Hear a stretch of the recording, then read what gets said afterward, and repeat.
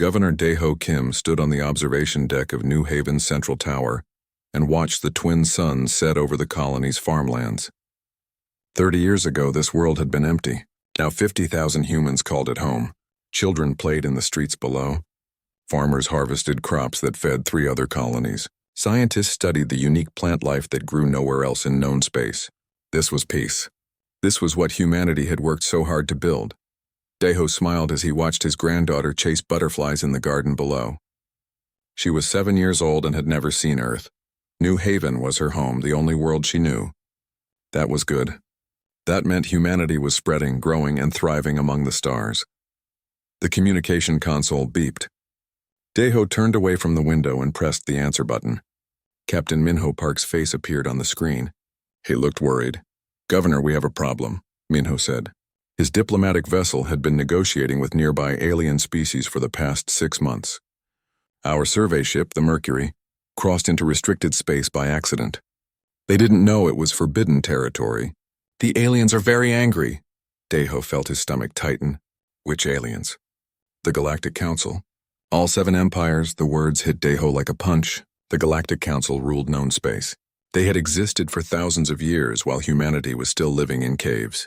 They had technology humanity couldn't understand and weapons that could destroy planets. Humanity had been very careful to stay away from them and follow all their rules. "It was an accident," Daeho said. "We apologized immediately and left their space. Surely they'll understand." Minho shook his head. "They've issued an ultimatum. We have 72 hours to evacuate New Haven completely and withdraw all human presence from this sector. If we don't, they'll remove us by force. 72 hours. Daeho couldn't believe it. "That's impossible. We have 50,000 people here. Our transport ships can't evacuate everyone that fast. We need at least 2 weeks." I told them that. They don't care. Daeho contacted Earth immediately. Secretary General Jiwoo Choi appeared on his screen within minutes. Her office was busy with activity. People ran back and forth carrying papers and tablets. Everyone looked panicked. "We're sending every available ship," Jiwoo said. Her voice was steady, but her eyes showed fear. "But Daeho, you know the truth. We can't get everyone out in time. We'll save maybe 20,000 if we're lucky. Then ask for more time. Negotiate with them. They won't talk to us. They've closed all communication channels." Daeho looked out at the city again. His granddaughter was gone now, probably inside having dinner with her parents.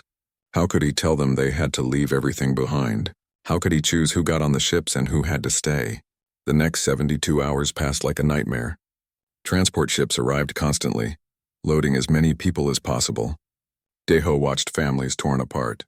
A mother begging to stay behind so her 3 children could all have seats. An old man giving up his spot for a young couple. Children crying as they were separated from their friends. Hyejin Lee, a school teacher, was preparing her class for evacuation when the alarm sounded. A field trip had been scheduled to the orbital station that day.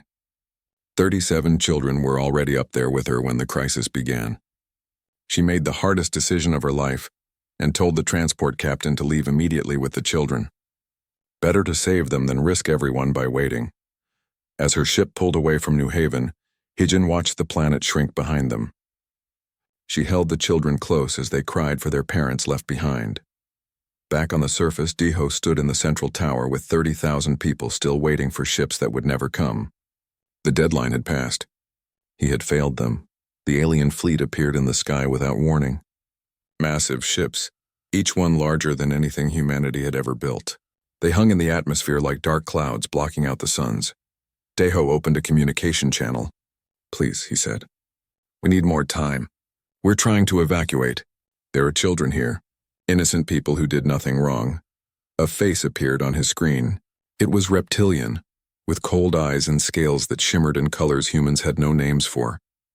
This was High Executor Thalon, leader of the Galactic Council fleet.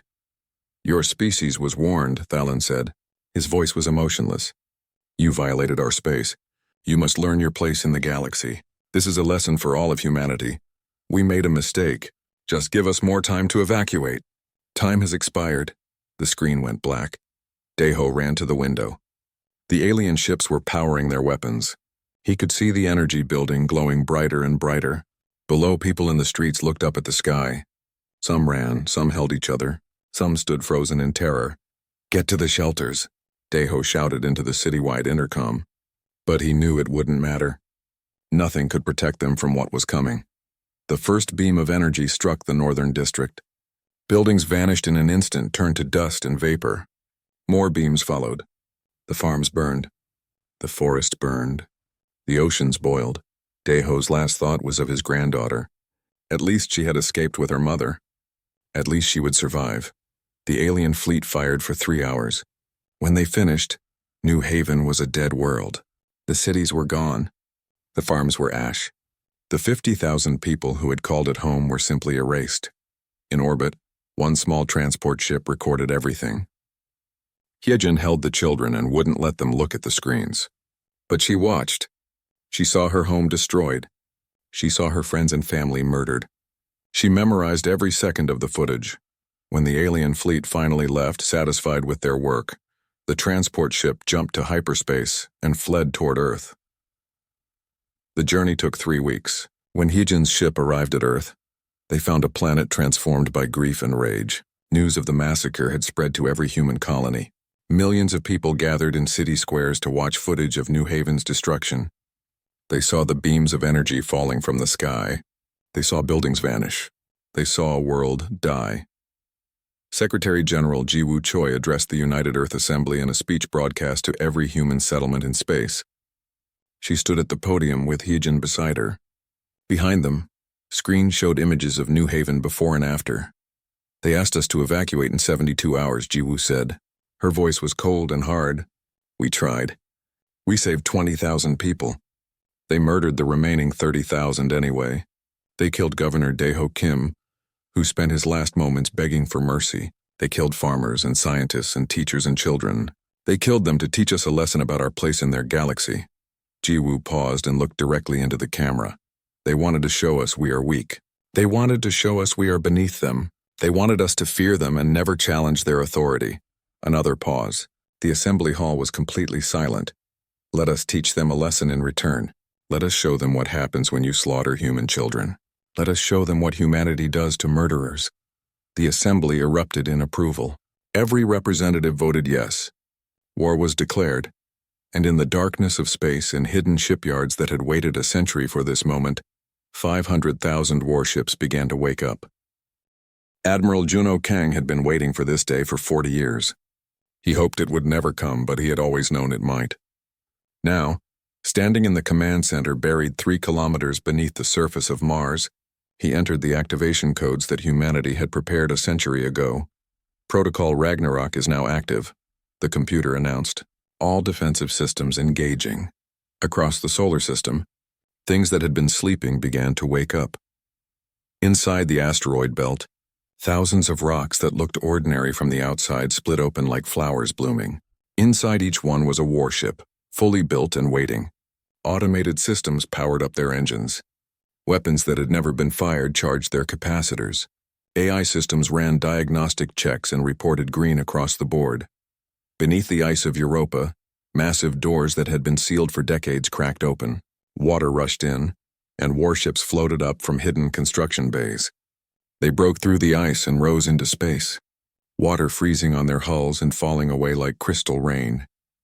In orbit around Saturn, camouflaged as research stations and mining platforms, weapons batteries came online. Railguns the size of buildings rotated toward space, ready to fire. Missile silos opened like hungry mouths. Marshal Sun Mi-han watched the activation reports flood her screens.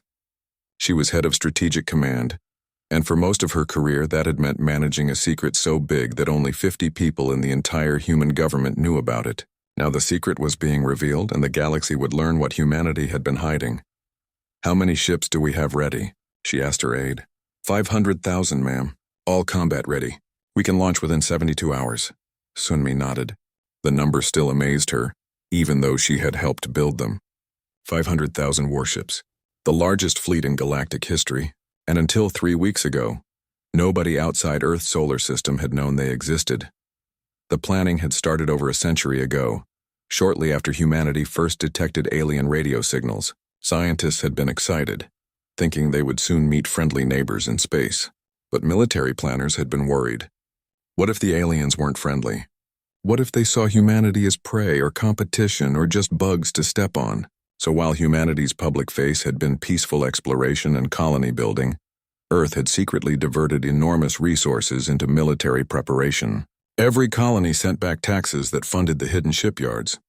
Every scientific advance was tested for military applications.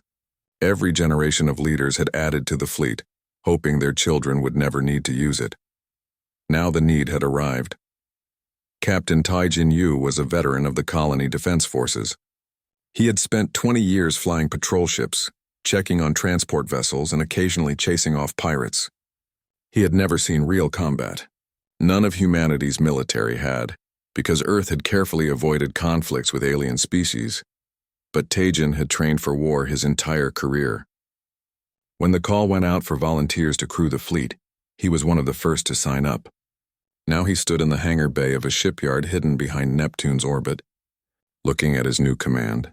The destroyer was called Young-hee's Promise, named after a 6-year-old girl who died on New Haven. It was 200 meters long, painted black to blend with space and covered in weapons. Railguns lined the hull. Missile tubes studded the sides. A plasma lance ran down the center line, capable of cutting through a mountain. The engines could accelerate the ship to speeds that would crush an unprepared crew. Tai-Jin walked through the corridors with his new crew.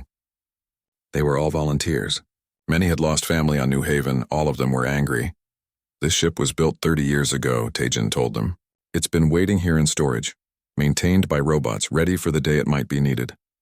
Every system has been tested 1,000 times.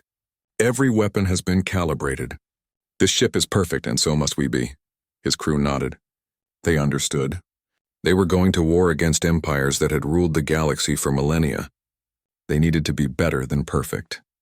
Across the solar system, similar scenes played out on 500,000 ships. Crews were assigned. Training began. Humanity's military doctrine had been developed by studying every war in human history and imagining how those tactics would work in space. The result was a style of combat that emphasized speed, aggression, and overwhelming firepower. Engineer Yoonji Bae worked in the research labs below Earth's surface. For 15 years, she had been developing weapons that pushed the boundaries of physics. Now those weapons were being installed on the fleet. Gravity bombs that could create localized black holes and crush enemy ships. Nanite swarms that ate through hull plating like acid. Quantum disruptors that simply erased matter by destabilizing atomic bonds. And her personal achievement, the jump drive upgrade that let human ships travel twice as fast as anything the Galactic Council had. Will they work in real combat? Admiral Junho asked during an inspection. Yoonji smiled. They've worked in every simulation. The Council's shields are designed to stop energy weapons and kinetic projectiles. They've never encountered anything like our technology. They won't know what hit them. Meanwhile, in the civilian sectors, humanity prepared for total war. Factories that had made consumer goods switched to producing ammunition. Food production increased to feed the massive military force. Medical ships were prepared for casualties.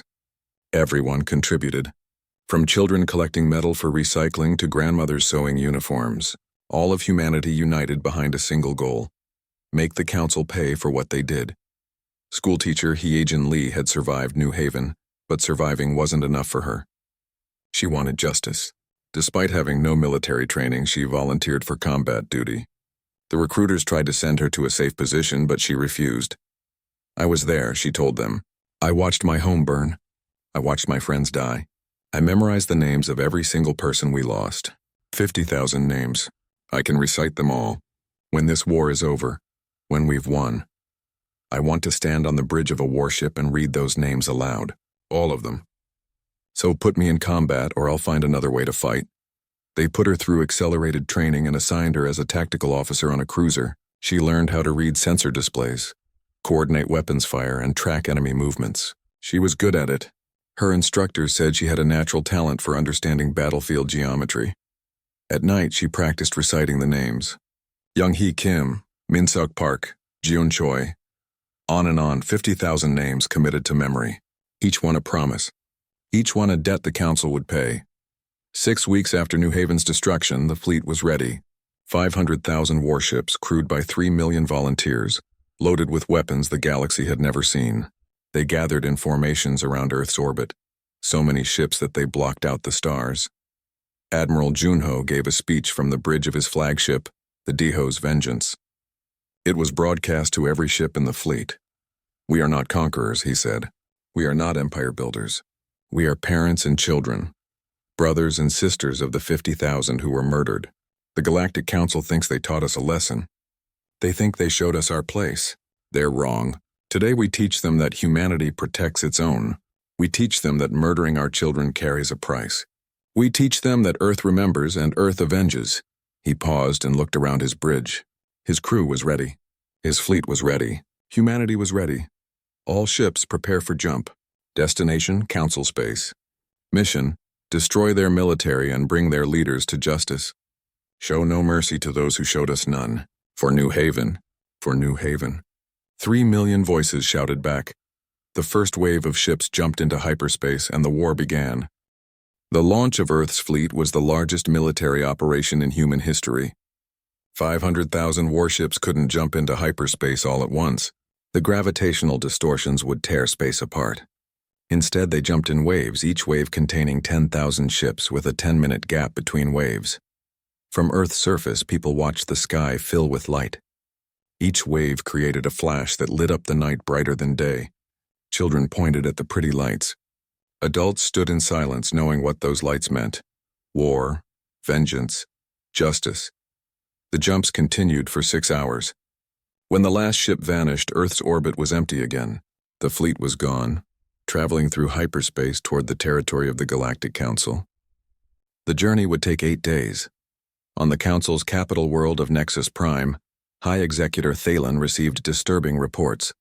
His intelligence officers claimed to detect unusual activity in the human solar system. Energy signatures, mass movements, but the data made no sense. "You're saying the humans have thousands of warships?" Thalen asked his head of intelligence. "The sensors indicate possibly 50,000, High Executor, but that must be an error. The humans are a young species. They barely have space travel. They couldn't have built such a fleet without our knowledge." Thalen agreed. "The sensors must be malfunctioning. Humans were primitives who had only reached their own moon 2 centuries ago. They had perhaps 100 warships at most, probably less. Still, he should respond to this aggression. They needed to learn that challenging the Council meant death. "Send the Third Armada," Thalen ordered. 1,200 ships should be more than enough to handle whatever the humans are sending. Make it a complete victory. Destroy every human vessel. Leave no survivors. The Third Armada was commanded by Admiral Corvin, a veteran of 50 battles. He had fought rebellions, border wars, and pirate fleets. He had never lost a battle in his 30-year career. When he received orders to intercept the human fleet, he laughed. "They're sending warships. The same species that couldn't evacuate a single colony in 3 days. This will be over in an hour." The Third Armada jumped to the Epsilon Reach, a star system between Council space and human territory. It was strategically important, with jump routes leading in multiple directions, perfect for an interception. Corvin deployed his 1,200 ships in a defensive sphere and waited. The humans arrived right on schedule. But what appeared on Corvin's sensors made him doubt his own eyes. "Check those readings again," he ordered. "There must be an error." "No error, Admiral. We're detecting 50,000 contacts. All of them warships, 50,000. Corvin's confidence evaporated. That was impossible. Where had they come from? How had humanity hidden such a fleet? But there was no time to wonder. The human ships were surrounding his fleet in a 3-dimensional sphere, trapping them in the center. Captain Taejin Yu commanded a destroyer squadron in the vanguard. He watched the Council ships scramble to respond to their arrival. They were confused, panicking. Good. Fear was a weapon. "All ships, weapons free," came the order from the flagship. "Show them what Earth's wrath looks like." Taejin's destroyer opened fire along with 49,999 others. The space around Epsilon Reach lit up like a new sun. Railgun rounds crossed the distance in seconds. Missiles chased their targets with hunter-seeker algorithms. Plasma lances stabbed through the darkness. The Council shields designed to stop energy weapons shattered under the kinetic impact of railgun rounds. The Council armor, built to resist heat, melted under the plasma lances. The Council point defense systems, optimized against missiles, couldn't track the quantum-disrupted warheads that simply appeared inside their shields. Corvin tried to organize a defense, but his fleet was being torn apart. Human ships moved with coordination and precision that spoke of excellent training and planning. They weren't just shooting randomly. They were executing a battle plan, targeting specific ships in a specific order, isolating council vessels and destroying them one by one. "Retreat," Corvin finally ordered. "All ships emergency jump." But the human fleet had positioned themselves to block the jump routes. Council ships that tried to escape ran straight into walls of weapons fire. They died trying to flee. The Battle of Epsilon Reach lasted 40 minutes. When it ended, all 1,200 Council warships were destroyed or disabled. Not a single vessel escaped. Human casualties were light, 200 ships damaged, 47 destroyed. Tajin surveyed the battlefield from his bridge. Debris floated everywhere. Escape pods from Council ships drifted among the wreckage. Per Admiral Junho's orders, rescue ships moved in to collect the survivors. Earth was not here to massacre prisoners. They were here for justice, not genocide. News of the Third Armada's complete destruction reached Nexus Prime within hours. Thalan watched the battle recordings in shocked silence. The human ships moved like nothing he had ever seen. They were fast, coordinated, and deadly. And they had only sent 10% of their total fleet. "How many ships do they have?" Thalan asked. His intelligence officer's voice shook as he answered. "500,000, High Executor. We've confirmed it now. 500,000 warships." The number was unthinkable, impossible. But the evidence was right in front of him. Humanity had somehow built the largest military fleet in galactic history, and they had kept it secret for decades. Thalan immediately convened the Galactic Council. Representatives from all 7 empires appeared on his screen. "The humans are coming," Thalan said. "All of them. We need to mobilize every available ship. For a few primitives?" One representative scoffed. "Surely this is an overreaction." "Watch this," Thalan said, and played the recordings from Epsilon Reach. The council chamber fell silent as they watched. Human weapons tearing through their shields. Human tactics overwhelming their experienced commanders. Human ships swarming like predators taking down prey. When the recording ended, no one scoffed anymore. Marshal Sun Mi-Han coordinated the strategic advance from her command center on Earth. The fleet split into 5 massive battle groups, each containing 100,000 ships. They advanced on different council territories simultaneously, moving too fast for the enemy to respond. The battle groups bypassed civilian worlds and struck at military targets. Shipyards were destroyed, supply depots were captured, defense stations were reduced to debris. The human fleet moved like a scalpel, cutting out the Council's military capability while leaving civilian populations untouched. Captain Minho Park, the diplomat who had failed to negotiate for New Haven, now commanded a battle group. He remembered his helplessness as the Council refused to talk. Now they had no choice but to listen. He broadcast a message to every Council world his fleet approached. "We are humanity. You killed 50,000 of our people because of an accident. You refused to show mercy when we begged. You murdered children to teach us a lesson. Now we teach you one. Surrender your military forces and hand over those responsible for New Haven, or we will dismantle your empires ship by ship, station by station, until you have nothing left. You have 48 hours to respond." Some Council worlds chose to surrender immediately. Their military commanders handed over their ships without a fight.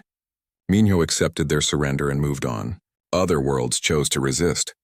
Minho destroyed their military forces and moved on. Civilian populations were never harmed. That was the order from Admiral Junho. Destroy the military, capture the guilty, but protect the innocent. Heejin Lee stood on the bridge of her cruiser, watching the tactical display as her fleet engaged a Council defense station. She had learned quickly and earned her place among the tactical officers.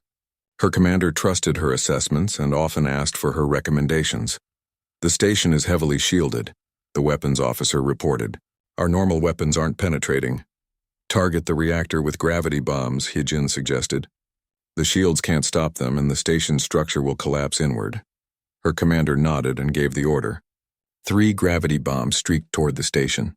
When they detonated, localized gravity fields thousands of times stronger than Earth's formed around the station's reactor. The structure imploded like a crushed can. The shields failed. "The station broke apart. Good call," her commander said. "You've got a gift for this." Yejin didn't feel gifted. She just felt determined. Every battle won was one step closer to justice for New Haven. Every enemy ship destroyed was payment on the debt the Council owed. As weeks passed, the human advance continued. Council forces retreated constantly, unable to mount an effective defense. Their ships were too slow. Their weapons were too weak. Their tactics were outdated. They had ruled the galaxy for so long that they had forgotten how to fight a real war. High Executor Thalen watched his empire crumble. Every day brought new reports of defeats. Human fleets were everywhere, striking targets across Council space. His advisors begged him to negotiate, to surrender, to do something other than watch their civilization burn. But Thalen's pride wouldn't let him admit defeat. Not yet. He had one card left to play, the Grand Armada. Every available warship from all 7 Council empires, gathered in one massive fleet. 35,000 vessels. It would be the largest military force ever assembled by the Council. We will make our stand at Nexus Prime.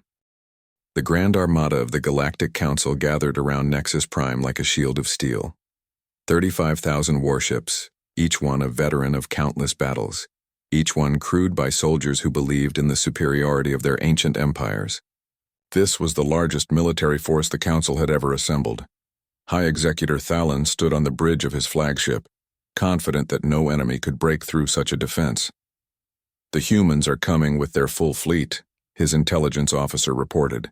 We estimate they'll arrive in 6 hours. Thalen nodded with satisfaction. Finally, he could end this humiliation. The humans had been lucky so far, catching his forces unprepared and scattered. But now the entire might of the Council stood ready. The humans would throw themselves against this wall and shatter. What Thalen didn't know was that Admiral Junho had no intention of sending his full fleet. 300,000 ships jumped toward Nexus Prime. 200,000 remained hidden, waiting. Captain Taejin Yu prepared his destroyer squadron for the largest battle in history. Around him, 300,000 human warships arranged themselves in formation. The commanders had spent weeks planning this attack. Every ship knew its role. Every crew had trained for this moment. Remember, Taejin told his crew, the Council thinks we're primitives. They think their experience makes them superior. Let's show them what human determination looks like. When the human fleet emerged from hyperspace, the Council forces were ready. Thalen deployed his ships in the traditional defensive formation. A sphere with overlapping fields of fire, heavy cruisers in front, carriers in the center, support vessels in the rear. It was a formation that had won battles for 1,000 years. Admiral Junho studied the enemy deployment and smiled. Traditional, predictable, perfect. Execute the hammer and anvil, he ordered. The human fleet split into 2 groups. The first group, 150,000 ships, accelerated directly toward the Council formation at maximum speed. The second group, another 150,000 ships, jumped to the far side of the battlefield. Thalen saw the humans charging and felt confident. They were attacking head-on, just as he expected. His forward ships opened fire, creating a wall of energy that should have destroyed anything in its path. But then Captain Taejin and his squadron did something that shocked every Council commander. They accelerated even faster, pushing their engines past the safety limits, reaching speeds that should have killed their crews. At the last moment, just before impact, they jumped out. They reappeared inside the Council formation. The effect was devastating. 1,000 human destroyers materialized in the middle of the enemy fleet, moving at near relativistic speeds, their momentum carrying them through the confused Council ships. They fired at point-blank range, their weapons tearing through hulls never designed for internal threats. Council ships collided with each other, trying to avoid the sudden chaos. The defensive sphere collapsed into disorder. That's when the second group of human ships struck from behind. The Council fleet, already confused and disorganized, suddenly found itself being attacked from all sides. The hammer and anvil strategy was working perfectly. Yejin Lee watched from her cruiser's tactical station as the battle unfolded. Her fingers flew across the controls, coordinating her ship's weapons with the rest of her squadron. The Council was fighting back hard, and human ships were taking damage, but the momentum was clearly with humanity. Enemy cruiser, bearing 270, her commander called out. Yejin, give me a solution. She analyzed the target in seconds. It's got heavy forward shields but weak ventral plating. Recommend gravity bomb from below. Do it. The gravity bomb deployed and detonated under the Council cruiser. The intense gravitational field crushed the ship's belly like an eggshell. Atmosphere vented into space. The cruiser went dark and began to drift. Engineer Yunji Bei's experimental weapons were proving their worth. The gravity bombs crushed ships that thought themselves invulnerable. The nanite swarms ate through hull plating, spreading from ship to ship like a disease. The quantum disruptors simply erased matter, leaving perfect spherical holes in enemy vessels. But the Council wasn't helpless. Their ships were older and slower, but they were tough. They absorbed punishment that would have destroyed lesser vessels. Their crews fought with the desperation of soldiers defending their homeworld. They knew that if they lost this battle, their empires were finished. High Executor Thalan watched his perfect formation disintegrate into a chaotic brawl. Nothing in his training had prepared him for this. The humans weren't following any tactics he recognized. They were improvising, adapting, flowing like water around his defenses. Every time he tried to organize a counterattack, they changed their approach. All ships fall back to Nexus Prime, Thalan ordered. Reform around the planet's orbital defenses. But retreating in the middle of a battle was nearly impossible. The human ships were everywhere, mixed in with his own vessels, making it impossible to disengage safely. Council ships that tried to fall back were picked off one by one. Captain Minho Park commanded a battle group that was systematically dismantling the Council's right flank. His ships worked together like a machine, each one supporting the others, creating overlapping fields of fire that nothing could survive. "Admiral, we've broken through their line," Minho reported. "We have a clear shot at their command ship." Admiral Junho's voice came back immediately. "Disable it. Don't destroy it. We want Thalan alive." Minho acknowledged and redirected his attack. Instead of using the heavy weapons that would vaporize the Council flagship, his ships targeted its engines and weapons. Precision strikes took out the propulsion systems. More strikes disabled the guns. Within minutes, Thalan's flagship was helpless, floating dead in space. But Thalan refused to accept defeat. "Ram them," he ordered his captain. "We'll take them with us." His flagship's emergency thrusters fired, pushing the massive ship toward Admiral Junho's Daeho's vengeance. But the human flagship was faster and more maneuverable than the Council ship. It simply moved aside, and as Thalan's ship passed by, human Marines boarded it through breaching pods. Thalan found himself facing armed humans in his own command center. They weren't cruel or violent. They simply arrested him efficiently, treating him like the prisoner he now was. "High Executor Thalan," the squad leader said, "you are under arrest for war crimes against humanity. You have the right to remain silent. You have the right to legal representation. You will be tried according to human law." Thalan wanted to spit defiance, but the words died in his throat. He had failed. His armada was being destroyed. His empire was falling. He had nothing left but the humiliation of capture. The arrest of the Council's supreme commander broke the enemy's will to fight. Without leadership, without hope, the Council ships began to surrender. Some fought on to the end, dying rather than admitting defeat, but most chose survival over pride. The Battle of Nexus Prime lasted 18 hours. When it ended, the Council's Grand Armada was destroyed. 35,000 ships reduced to wreckage or prisoners. Human casualties were significant but far lighter than the Council's. 7% of the attacking force damaged or destroyed. Marshal Sun Mi Han coordinated the occupation of Nexus Prime from her command ship.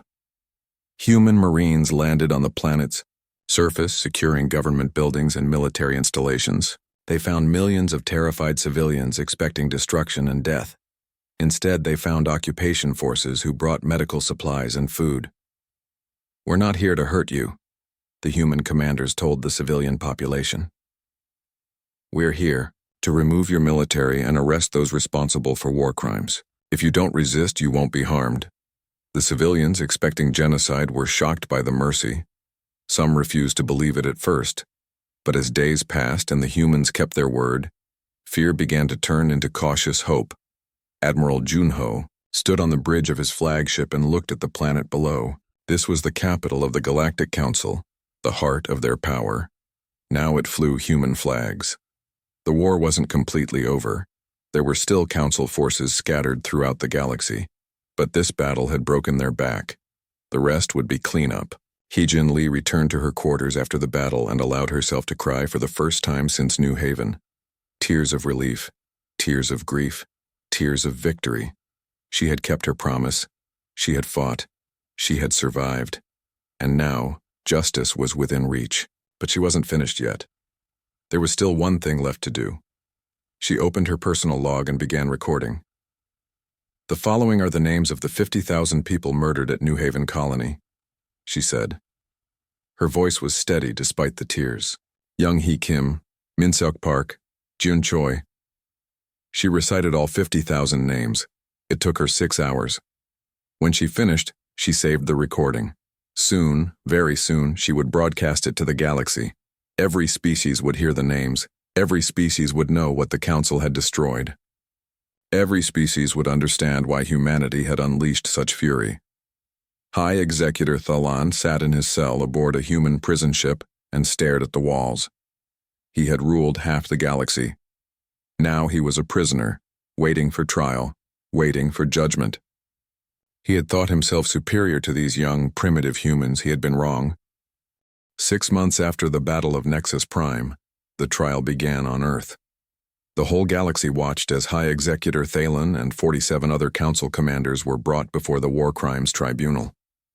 The courtroom was built specifically for this purpose, large enough to hold representatives from 100 species who came to witness justice. Thalen wore simple gray clothing instead of his elaborate uniform. His scales had lost their shimmer. He looked old and broken. Around him sat the other defendants, military officers who had commanded the fleet that destroyed New Haven. All of them had followed orders. All of them had fired the weapons. All of them were guilty. Secretary General Jiwoo Choi opened the proceedings. These individuals are charged with the murder of 50,000 civilians. They are charged with destroying a peaceful colony without provocation. They are charged with refusing mercy when mercy was begged for. The evidence is clear. The facts are not in dispute. They did these things. The trial lasted 2 weeks. Prosecutors presented evidence, recordings of the massacre, testimony from survivors, communication showing the Council's deliberate decision to kill civilians as a lesson. The defendants had no real defense except to say they were following orders and enforcing Council law. On the final day, Heejin Lee took the stand. She wore a simple black dress. Her hair was pulled back. She looked directly at Thalen as she spoke. I was a school teacher on New Haven, she said. I taught children to read, to think, to dream about the future. I knew every child in my school. I knew their names, their favorite subjects, their hopes and fears. She paused and took a breath. On the day you destroyed my home, I was on an orbital station with 37 students on a field trip. We were supposed to come back that afternoon. Instead, I watched through the windows as your ships burned the planet. I watched as my friends, my colleagues, my students' families were murdered. I survived by accident. They died by your choice. Hyejin pulled out a data pad and held it up. I have memorized the names of all 50,000 people you killed. Every single one. I will now read them for the record. The judges tried to tell her it wasn't necessary, that they had the names in the files, but Hyejin refused to be stopped. Young Hee Kim, 6 years old, wanted to be an astronaut. Min Seok Park, 43 years old, ran a bakery and made the best bread on the colony. Jun Choi, 17 years old, was planning to study medicine on Earth next year. She continued for 6 hours. Every name, every person, some she had known personally and added small details about their lives. Others she had researched and learned about after the fact. The courtroom sat in absolute silence as she spoke. Even the defendants couldn't look away. The weight of 50,000 names, 50,000 lives, 50,000 futures that would never exist, pressed down on everyone present. When she finished, Hyejin looked at Thalen one last time. You wanted to teach humanity a lesson. You taught us that some species think murder is acceptable if the victims are weak. You taught us that we can never trust our safety to the mercy of others. You taught us that we must be strong enough to punish those who harm us. Thank you for the lesson. Now learn yours. The tribunal deliberated for one day. The verdict was unanimous, guilty on all counts. Now came the sentencing, and the galaxy held its breath. Would humanity execute the council leaders? Would they be tortured? What revenge would Earth take? The chief judge read the sentence. The defendants will be imprisoned for the remainder of their natural lives. They will be held in a facility constructed in orbit around the ruins of New Haven, where they will see every day what they destroyed. They will be treated humanely, given medical care, adequate food, and safe conditions. They will not be tortured or abused. They will simply spend the rest of their lives contemplating their crimes. The courtroom erupted in surprise. The galaxy had expected executions. Instead, humanity showed mercy even to its worst enemies. But it was a mercy that carried its own punishment, forcing the guilty to face their crime forever. Thalan was led away to his prison. Through the windows of his cell, he could see the dead world of New Haven. The planet was still there, but it was lifeless now. The oceans were dark. The continents were gray ash. At night, he could sometimes see lights from the massive memorial station that humanity had built in orbit. Thousands of people visited every day to remember the dead. He would see that view for the rest of his life. With the trial complete, Secretary General Jiwoo Choi addressed the galaxy. Her speech was broadcast to every inhabited world, translated into 1,000 languages. "The war is over," she said. "We fought not for conquest but for justice. We fought not to build an empire but to punish murderers. Now that justice is served, we must build something better than what existed before." She unveiled humanity's proposal, the Free Worlds Congress. Every spacefaring species would have equal representation. Regardless of age or power, disputes would be resolved through diplomacy and law, not military force. Species that broke the rules would face economic sanctions and isolation, not genocide. The Galactic Council ruled through fear and dominance, Jiwoo said. They believed age gave them the right to command. They were wrong. The Free Worlds Congress will be different. It will be democratic. It will be fair. It will protect the weak from the strong. The 7 former council empires were required to demilitarize significantly. As a condition of joining the Congress, they could keep defensive forces but nothing capable of threatening their neighbors. They would be monitored by independent observers. If they violated the terms, they would be expelled from the Congress and face total economic embargo. Many species expected the Council empires to refuse these terms. Instead, they agreed almost immediately. They had seen what happened when you made an enemy of humanity. Better to accept limited sovereignty than face total destruction. Captain Minho Park became Earth's first ambassador to the Free Worlds Congress. His experience as a diplomat made him perfect for the role. His first speech to the Congress was simple. "We didn't want this war," he said. "We tried to negotiate. We tried to evacuate. We tried to find a peaceful solution." The Council refused. They chose violence. They chose murder. They forced us to reveal the arsenal we had hoped to never use. Now that arsenal exists and the galaxy knows about it, some of you fear what humanity will do with such power. He paused and looked around the chamber at the hundreds of species present. "Here is what we will do. Nothing. Our fleet will return to its hidden berths. Our weapons will be stored. Our ships will sleep, maintained by automated systems ready if needed but unused if possible. We will defend ourselves if attacked. We will protect our allies if they are threatened, but we will not conquer. We will not dominate. We will not become the tyrants we destroyed." The Congress voted to accept humanity's proposal. The Free Worlds Congress became the new governing body for known space. Not perfect, but better than what came before. Admiral Junho Kang retired from military service and took on a new role, Warden of the New Haven Memorial. The memorial was a massive station in orbit around the dead world, containing museums, gardens, and walls inscribed with 50,000 names.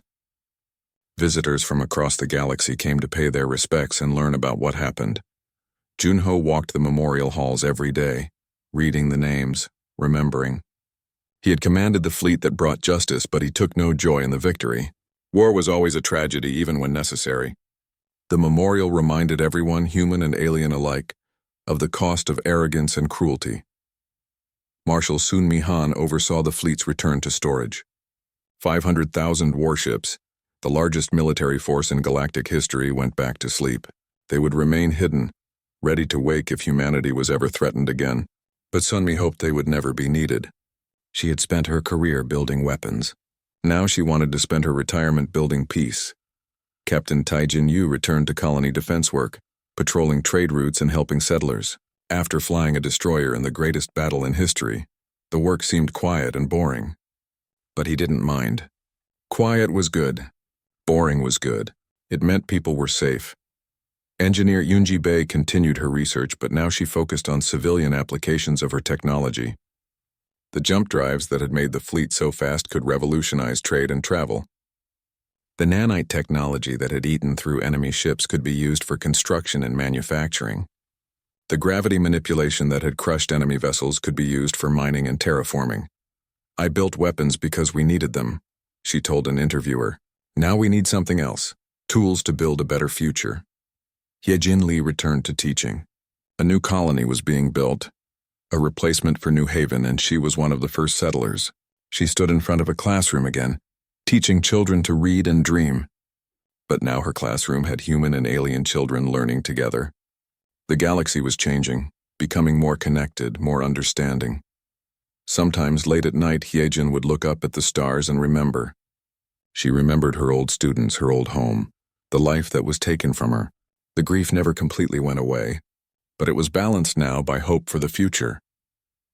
The Free Worlds Congress commissioned a monument at the edge of known space, marking the boundary between human territory and the area where New Haven once existed.